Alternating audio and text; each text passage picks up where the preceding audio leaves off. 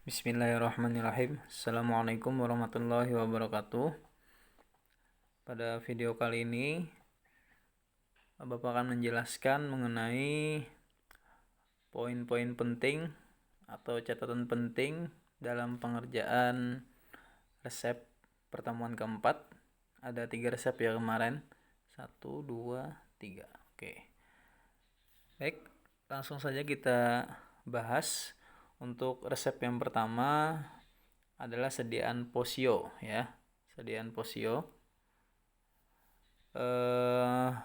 Tetapi di sini dia posio ini lebih khususnya dia sediaan suspensi ya. Kenapa jadi dibilang dia sediaan suspensi? Nanti kita akan bahas. Baik, kita lihat dulu dari bahan-bahannya. Yang pertama ada fenobarbital, kedua ada natrium bromida, yang ketiga ada pulvis gumosus ya, PGS disingkat.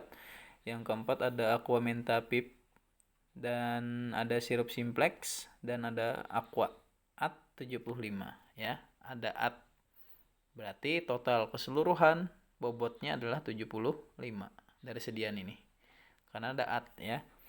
Oke.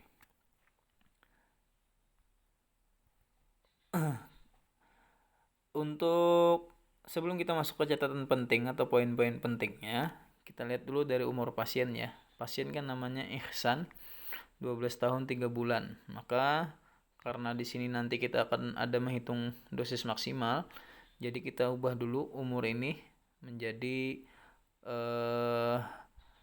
yang pakai koma ya, jadi 12, berapa. Nah, supaya nanti mudah perhitungan dosis maksimalnya. 12 tahun 3 bulan, jadi nanti 3-nya dibagi 12 sama dengan 0,25 kan. Berarti nanti umur pasien adalah 12,25 nih. Oke, sudah. Baru kita masuk langsung ke catatan pentingnya. Untuk bagian pertama, kelengkapan resep. Ada paraf dokter ya, seperti resep-resep sebelumnya, atau nama lainnya adalah subscriptio. Kemudian poin selanjutnya yang perlu diperhatikan yaitu adalah dosis maksimal. Nah, karena ini dia sediaan sirup atau sediaan suspensi ya, larutan. Jadi dan di sini juga ada bahan yang namanya sirup simplex. Seperti yang kita pelajari di awal sebelum kita masuk dalam pengerjaan resep-resepnya ya. Kan ada membahas tentang perhitungan BJ. Nah, jadi nanti ini kita harus cari dulu BJ-nya berapa dalam sediaan ini. Cara perhitungan BJ seperti biasa, pertama kita cari dulu kadar sirupnya berapa persen kan.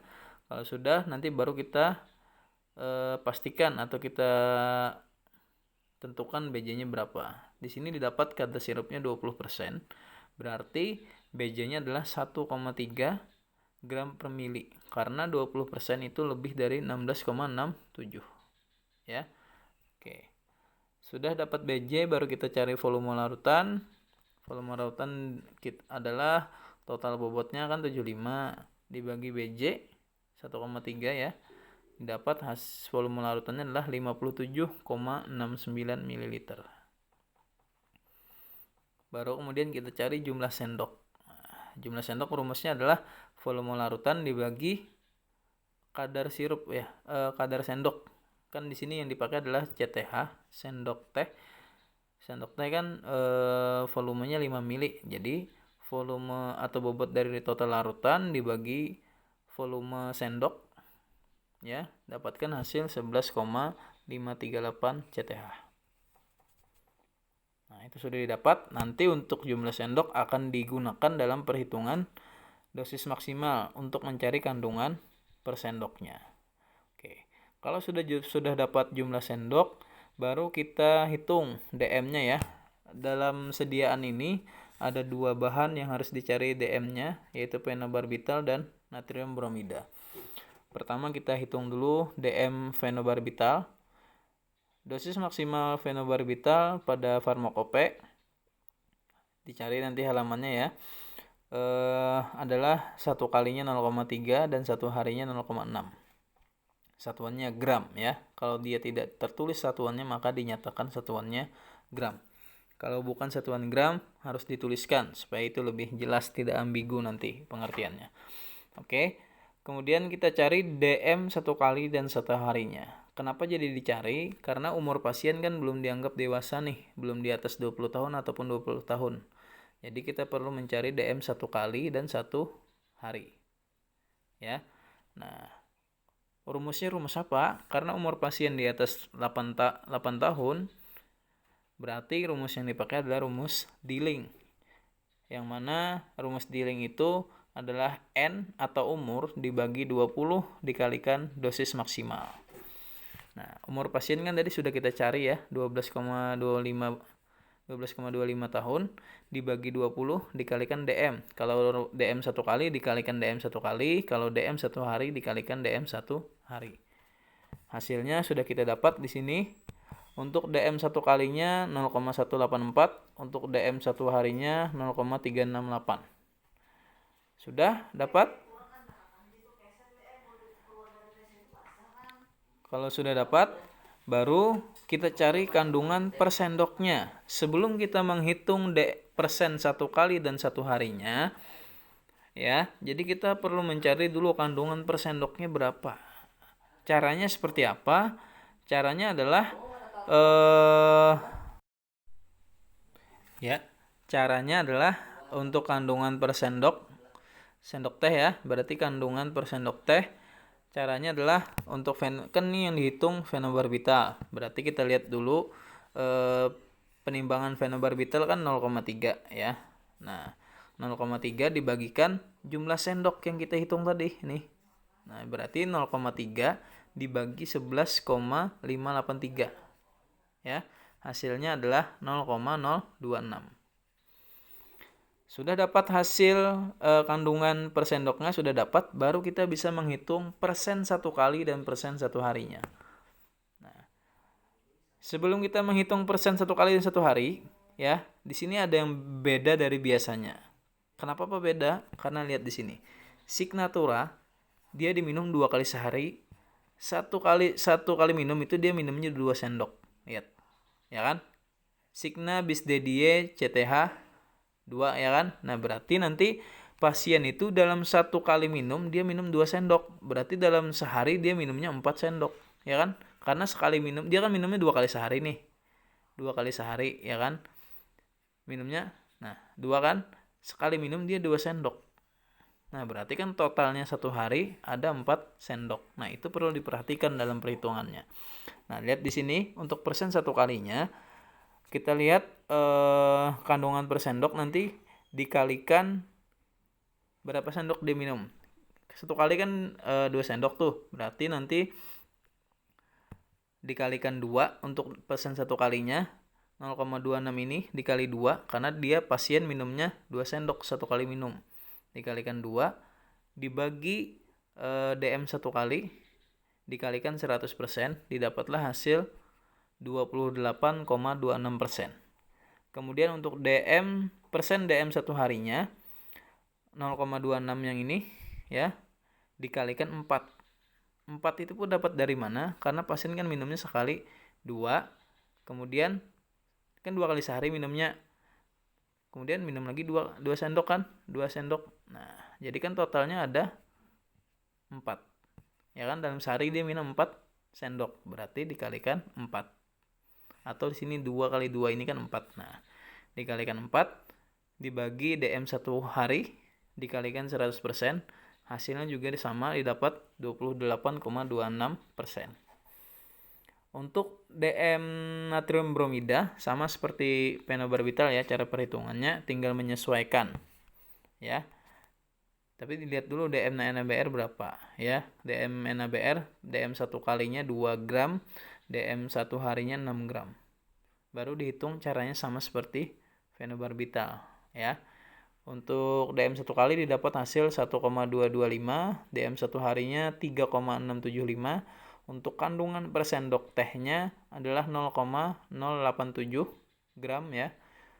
Kemudian untuk persen 1 kalinya didapat hasil 14,20%. Kemudian persen 1 harinya 9,47%.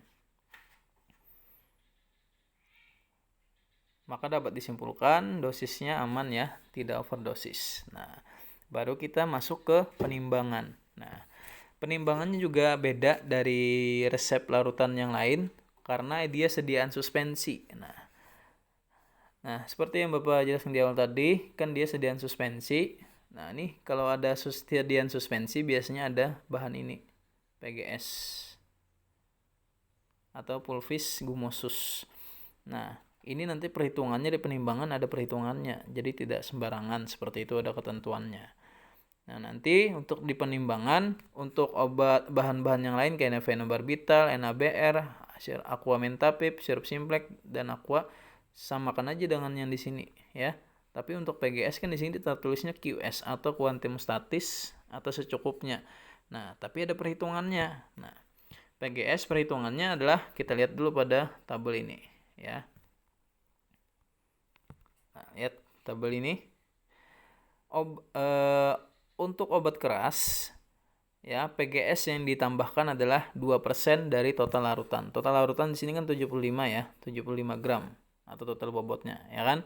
Kalau dia obat bebas maka yang ditambahkan cuma 1% dari total larutan atau total bobot larutan. Nah, yang mana dilihat obatnya Pak, yaitu adalah zat berkhasiatnya. Zat berkhasiat pada sediaan ini adalah fenobarbital. Fenobarbital atau luminal, dia adalah obat golongan keras ya kan. Jadi dalam penimbangannya PGS yang diperlukan adalah 2% seperti ketentuan ini. Nah, jadi nanti bobot PGS yang ditimbang adalah kita hitung dulu 2%. Ya, 2% itu kan sama dengan 2/100. 2%. Ya kan? Sama dengan 2/100. Sama kan tuh? Nah, nanti dikalikan total larutan atau bobot larutannya. Di sini kan ada AT, berarti totalnya adalah 75. Dikalikan 75, didapatkanlah hasil 1,5 gram. Ya, bisa kalian menuliskan 2% dikalikan 75 atau 2/100 dikali 75 juga bisa. Sama saja hasilnya. Ya, berarti PGS atau pulvis gumosus yang diperlukan untuk membuat sediaan suspensi pada resep ini adalah sebanyak 1,5 gram. Nah, sudah dapat nih bobot PGS-nya ya kan, untuk fenobarbital dan yang lain-lain. Tadi tinggal kalian samakan dengan bobot yang di sini di penimbangan. Nah, untuk PGS ini dalam pembuatan suspensi ini ada air yang perlu ditambahkan untuk membuat yang namanya mucilago ya. Jadi PGS itu nanti dilarutkan dalam airnya. Airnya seberapa banyak adalah 7 kali dari PGS. Tadi kan PGS-nya 1,5, berarti 1,5 kali 7. Dapatlah 10,5 mili. Berarti nanti air yang diperlukan untuk membuat mucilago. Mucilago itu PGS dengan air ya. Nah, itu mucilago adalah sebanyak airnya yang dibutuhkan adalah 10,5 mili. PGS di sini berfungsi sebagai suspending agent ya, atau membantu bahan tambahan yang digunakan untuk membuat sediaan suspensi. Ya. Nah, kenapa jadi dibilang ini sediaan suspensi, Pak? Sediaan suspensi kan pernah kalian baca ya di materi Bapak ilmu resep. Ilmu resep bab kedua ya, suspensi. Pengertiannya adalah sediaan cair kan, yang mana di dalamnya terdapat bahan obat yang tidak dapat larut. Nah, yang tidak dapat larut di sini, kalian cari saja kelarutan fenobarbital, itu dia tidak larut dalam air. Maka dia dibikin sediaan suspensi. Kan ini fenobarbitalnya sudah tahu dia tidak larut dalam air nih, ya kan? Kenapa dibikin sediaan larutan? Nah, ya kan? Bisa lah Pak dibikin sediaan larutan, bisa, tapi sediaannya adalah sediaan suspensi. Jadi dia harus ada bantuan PGS ini. Nah, biasanya dalam resep ada yang menuliskan PGS ya, ada yang menambahkan, ada juga dokter yang tidak menambahkan. Nah, terus supaya kalau ada PGS-nya kan bisa digawi lah Pak.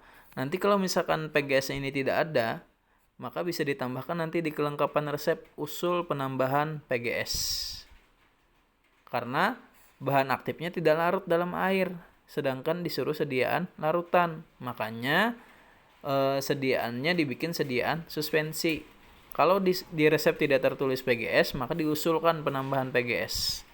Tapi kalau sudah tertulis ya sudah, tidak apa-apa lagi, tidak usah diusulkan lagi karena sudah tertulis pada resep. Tapi biasanya di resep tertulis penimbangannya QS atau quantum statis. Cara perhitungannya nanti di penimbangan seperti yang Bapak ajarkan ini. Kalau misalkan nanti sediaannya obatnya ya paracetamol di sini ya. Paracetamol nanti dilarut juga dalam air nih. Nah, paracetamol itu kan golongannya golongan bebas atau bukan keras kan? Berarti nanti penambahan PGS-nya cuma 1%. Berarti 1% dikalikan total larutannya berapa? Kayak gitu. Ya. Nah, itu nanti perbedaannya. Oke.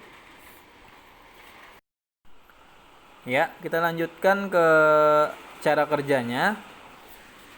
Cara kerjanya pertama yang harus kalian perhatikan di sini adalah kalian tara botol ya. Nih, Bapak kemarin pas mencatat itu lupa urut kayak gitu. Nah, pertama kalian dulu tara botol. Botol yang digunakan adalah 100 ml karena kan nanti ada label KD, berarti cari volume botol yang lebih dari 75 ml ya. Kemudian CP juga ditara, kan nanti ada pakai sirup simplex nih, penimbangnya kan di CP. Oke, kemudian sudah kalian tara botol dan CP-nya, baru nanti kalian untuk penimbangan sirup simplex itu di CP. Kemudian untuk aqua mentapip karena 1 mili ya di sana penimbangannya, maka diukur saja dengan gelas ukur karena kan 1 mili nih bisa diukur. Pakai gelas ukur yang 10 mili kan ada tuh ukuran yang 1 milinya. Nah, nanti diukur di sana. Sudah, baru nanti pengerjaan pertama yang harus kalian kerjakan adalah membuat mucilago. Kan ini sediaannya suspensi. Jadi nanti kalian membentuk mucilago itu nanti pertama kalian sudah menimbang para fenobarbital kan sebelumnya. Nah, nanti fenobarbital masukkan ke dalam mortir besar, tambahkan PGS, tambahkan air PGS yang 7 kalinya PGS tadi. Kemudian gerus atlarut ya. Nanti bentuknya agak-agak kental kayak gitu. Pokoknya kalau sudah dia tercampur, tidak ada lagi sudah tercampur merata kayak gitu. Nah, sudah jadi kayak sedikit berlendir kayak ingus ya, atau sputum ya, apa nyebutnya kalau kita dahak lah, sejenis kayak gitu. Nah, itu nanti sudah jadi mucilagonya, sudah larut ya. Baru nanti kalian tambahkan sirup simplex dulu. Nah, sirup simplex yang sudah ditimbang tambahkan ke mortir, gerus. Baru masukkan ke dalam botol. Nah, kenapa kada langsung masukkan ke botol Pak sebelum ditambahkan sirup simplex? Karena agak susah. Kan dia teksturnya masih agak kental kayak ingus kayak gitu kan, susah dituang ke botol. Nah, ditambahkan sirup simplex ini supaya diencerkan terlebih dahulu, jadi mudah dituangkan ke dalam botol. Seperti itu ya. Nah, kemudian fenobarbital, PGS dan air PGS tadi kalau sudah larut tadi itu namanya adalah mucilago. Nah, diingat baik-baik ya, namanya adalah mucilago. Nah, kita lanjut. Tadi sudah masuk ke botol, kemudian NaBr kalian timbang, dilarutkan sesuai dengan kelarutannya, berapa airnya ya kan, baru nanti diaduk dalam gelas beker dengan batang pengaduk, aduk larut, baru masukkan ke dalam botol. Aqua mentapip yang sudah kalian ukur 1 ml langsung masukkan ke botol, baru tambahkan aqua sebanyak 75 gram. Karena di sini tidak ada satuan mili, maka satuannya adalah gram. Dengan cara ditara, ya kan?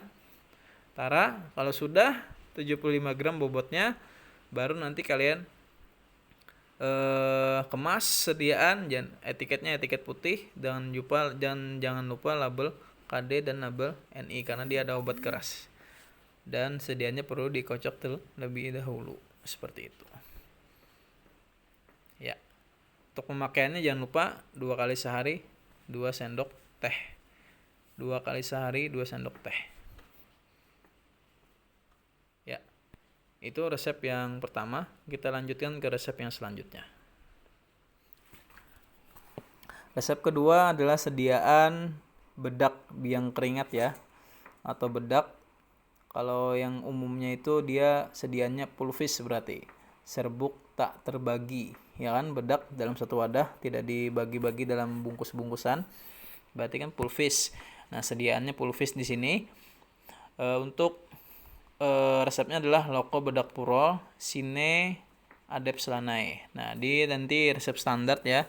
Kemudian di sini juga ada yang beda dari resep-resep pulvis sebelumnya, ada sine adeps lanai. Itu nama bahan apa? Bukan. Kalau adeps lanai nama bahan, kalau sine bukan. Sine itu bahasa Latin yang artinya tanpa. Nah, berarti nanti dalam sediaan loko bedak purol ini komposisi adeps lanainya ditiadakan atau tidak usah pakai adeps lanai. Ya. Nah, langsung kita masuk ke catat poin-poin pentingnya di kelengkapan resep. Yang pertama pastinya paraf dokter atau subscriptio. Kemudian resep standar loko bedak purol ya, ada di buku FMS halaman 98. Nah, silahkan nanti kalian cek. Nah, ini bahan-bahannya atau komposisinya dalam membuat loko bedak purol. Ada asam salisilat, balsam veru, adeps lanai, magnesium oksida, zinc oksida, dan ada talcum venetum At100 ya.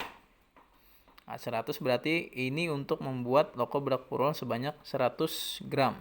Sedangkan pada resep cuma diminta 15 gram. Berarti nanti penimbangannya ada perhitungan penimbangannya ya untuk masing-masing bahan.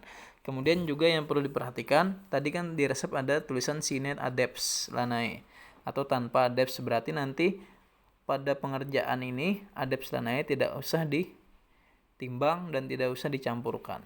Berarti nanti dalam penimbangan adeps lanai tidak usah dihitung. Tidak usah ada perhitungan penimbangan adeps lanai dan tidak perlu ada pencampuran dengan adeps lanai, seperti itu. Nah, kemudian sebelum kita masuk ke penimbangan, di sini kan tidak ada dosis maksimal, tetapi dalam OTT atau obat tak tercampurkan ada ya. Jadi nanti ada asam salisilat dengan zinc oxide. Itu kalau langsung dicampur dia terjadi lapisan semen. Maksudnya langsung mengeras kayak gitu. Nah, ibaratnya kayak serbuk yang kena air itu kan dia langsung memadat. Nah, jadi kan susah untuk terurai kayak gitu. Nah, sedangkan ini kan dia bedak kan biasanya dari serbuk-serbuk yang memisah kayak gitu kan biasanya. Nah, itu makanya jangan sampai kalian nanti dalam pengerjaannya langsung mencampurkan asam salisilat dengan zinc oxide. Nanti serbuknya bisa jadi satu kesatuan kayak gitu, jadi memadat kayak gitu. Nah, jadi lapisan semen. Nah, nanti tekniknya seperti apa kita bahas di cara kerja. Nah, kita masuk ke penimbangan dulu. Seperti biasa untuk perhitungannya kita masuk ke asam salisilat ya. Asam salisilat kan dokter meminta untuk membuat 15 gram, sedangkan di resep standar itu tertulis untuk pembuatan 100 gram. Nah, jadi nanti perhitungannya asam salisilat ini diperlukan untuk membuat 15 gram bedak biang keringat ini berapa? Perhitungannya adalah bobot yang diinginkan dibagi bobot pada resep standar ya, total bobot ya. Total bobot yang diinginkan dibagi total bobot yang pada resep standar dikalikan dosis asam salisilat pada resep standar. Jadi 15 dibagi 100 dikali 2. Hasilnya 0,3 gram. Nah, itu asam salisilat nanti yang dibutuhkan adalah 0,3. Untuk bahan yang lainnya sama, dihitung seperti tadi, bobot yang diinginkan ya, total bobot yang diinginkan dibagi total bobot pada resep standar dikalikan dosis bahan pada resep standar. Nah, sama dikalikan berapa? Hasilnya sekian. Nah, untuk talcum venetum ya, karena di sini At100, kita kan di sini Atnya 15. Berarti nanti tinggal aja 15 ya dikurang dari total bahan yang sudah dihitung. Maka didapatlah talcum venetum yang dibutuhkan adalah 11,4 gram. Ya, tuh. Untuk cara kerja, nah ini cara kerja pertama sebelum kita masuk di sini, kan tadi untuk OTT-nya asam salisilat dengan zinc oxide itu tidak boleh langsung tercampur karena nanti terjadi membentuk lapisan semen. Caranya nanti kalian mengerjakannya terpisah ya, atau dicampur dengan bahan yang lain dulu sebelum sebelum dicampurkan antara asam salisilat dengan zinc oxide. Misalkan asam salisilat dicampur dengan bahan lain dulu, baru nanti kalau sudah tercampur baru ditambahkan zinc oxide, seperti itu. Jangan langsung dipertemukan kayak gitu. Nah ya, jadi caranya nanti pertama kita ambil dulu zinc oxide ya, zinc oxide digerus halus kemudian diayak baru ditimbang ya. Jadi jangan langsung ditimbang, digerus dulu baru diayak baru ditimbang. Kenapa Pak jadi harus diayak dan digerus halus dulu? Kan nanti pemakaiannya pada kulit dioleskan kayak gitu kan serbuk bedaknya nih. Nah itu kan nanti kalau dia teksturnya tidak halus, kasar, atau kasar tidak halus ya, kalau misalkan kasar, nah berarti kan itu nanti bisa mengiritasi kulit, makanya harus halus kayak gitu. Kemudian asam salisilat masukkan ke dalam mortir, tambahkan spiritus fortior, karena ini untuk obat luar makanya spiritus fortior yang digunakan. Ditambahkan 5-7 tetes gurus atlumer, baru tambahkan setengah talkum ya, sebagian talkum, gerus ad homogen, kemudian campuran satu tadi dikeluarkan dari mortir, ditaruh di kertas perkamen dulu ya.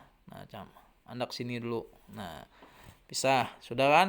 Baru nanti untuk pengerjaannya selanjutnya adalah balsam veru nih 0,3 kan tuh, ditambahkan spiritus juga fortior 5-7 tetes, ditambahkan sisa talkum, gerus atau homogen. Nah itu campuran 2 kita bilang tadi, yang sebelumnya yang asam salisilat dengan talkum itu campuran 1 sudah.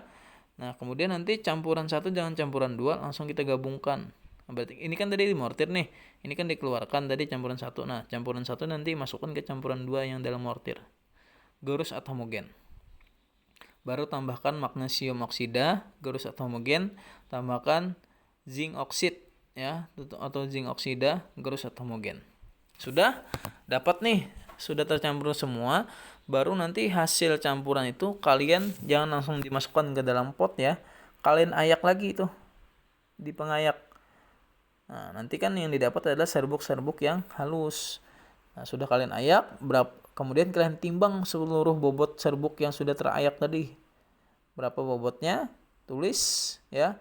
Nanti harus dituliskan di jurnal kalian total bobot serbuk kayak gitu. Nah atau bobot seluruh serbuk berapa, ditulis di sana, ditulis ya, misalnya di bagian bawah jurnal totalnya berapa, tulisnya berapa nanti ya. Sudah, kalau sudah kalian kemas, beri etiket warna biru kan untuk obat luar, signanya adalah bedak biang keringat, seperti itu.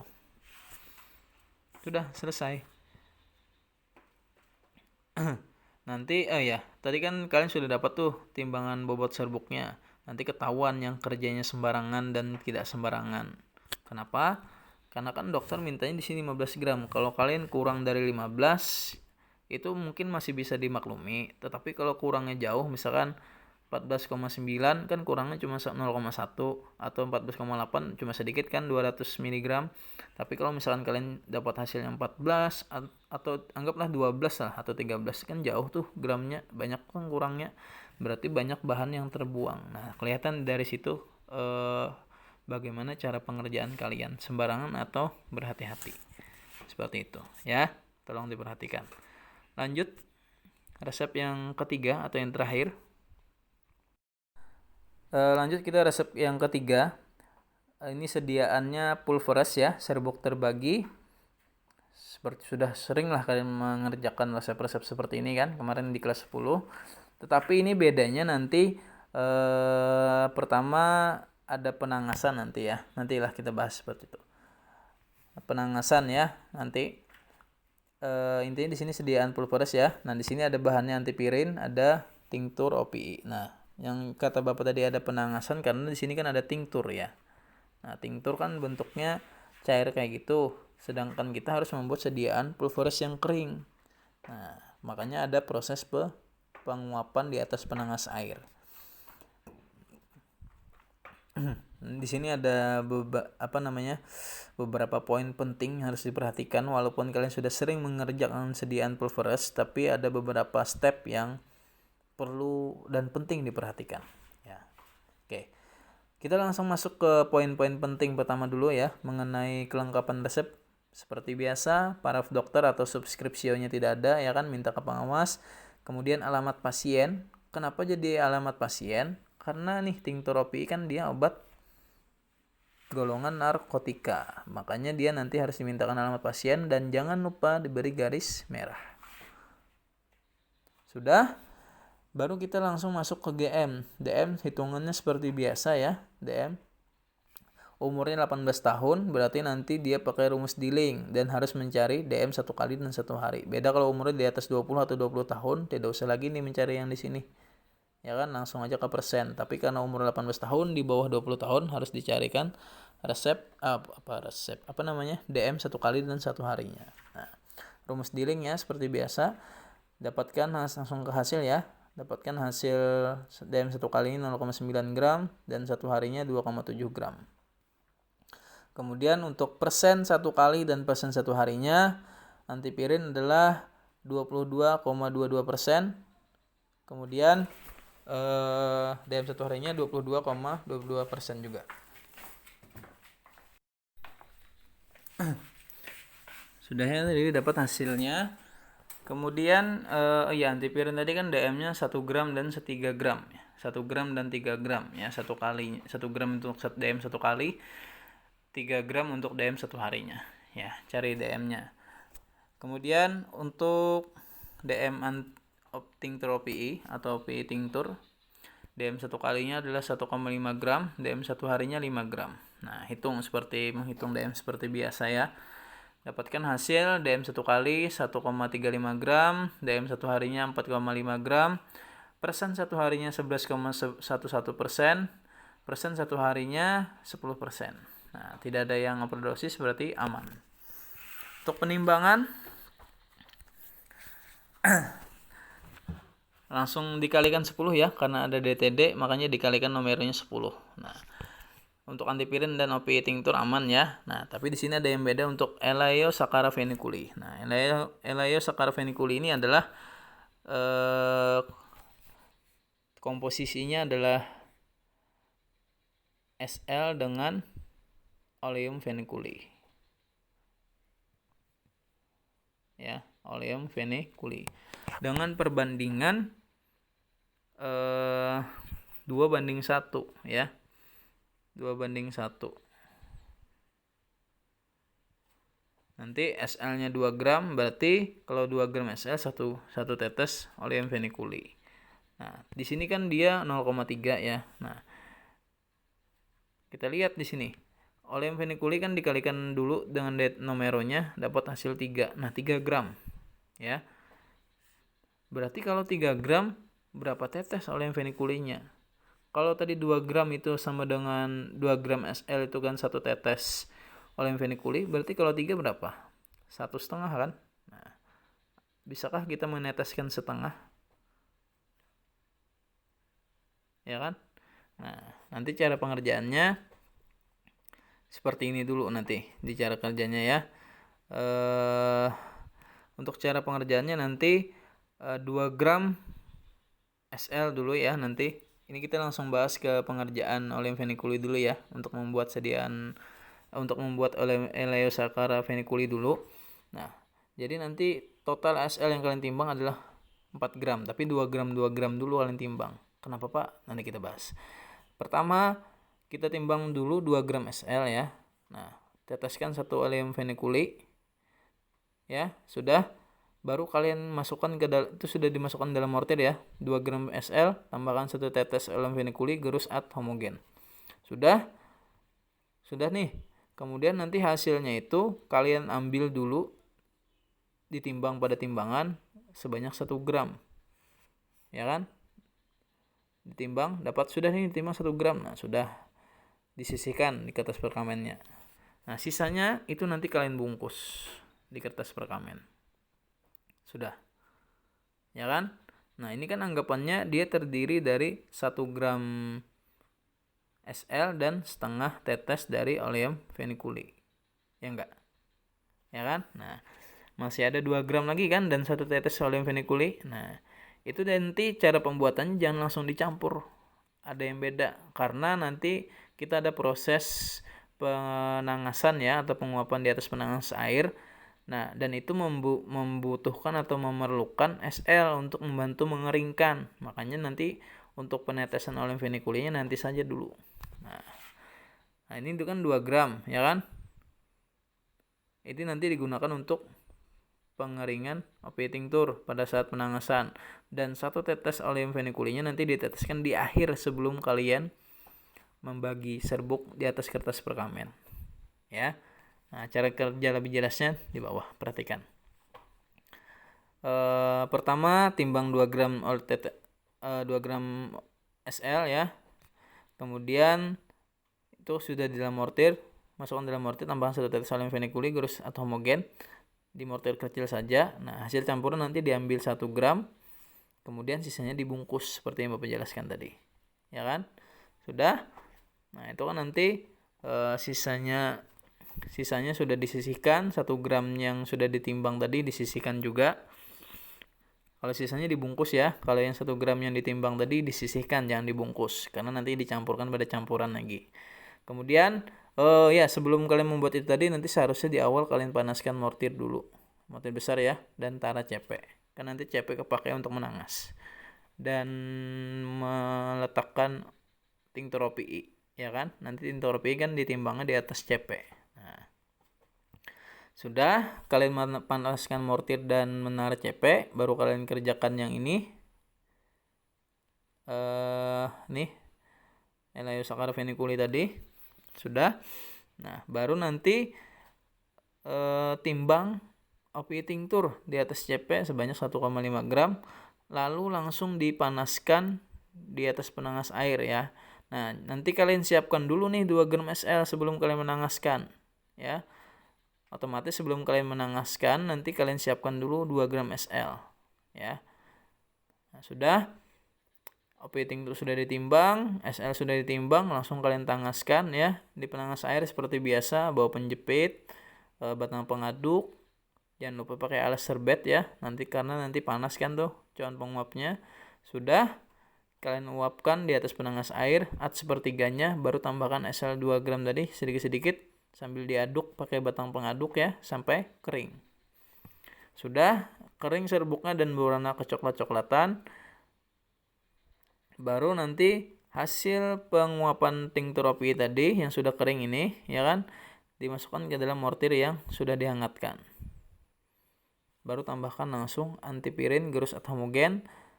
Sudah kan itu habis, sudah bahannya. Masih ada 1 bahan lagi kan, nih 1 tetes oleum feniculi di akhir ya, untuk menghindari penguapan juga gerus atau homogen.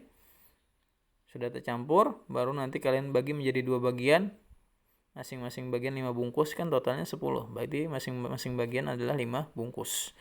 Dikemas, etiketnya warna putih, dan jangan lupa ada label NI karena ada buat golongan keras dan narkotik. Sudah selesai 3 resep pertemuan keempat.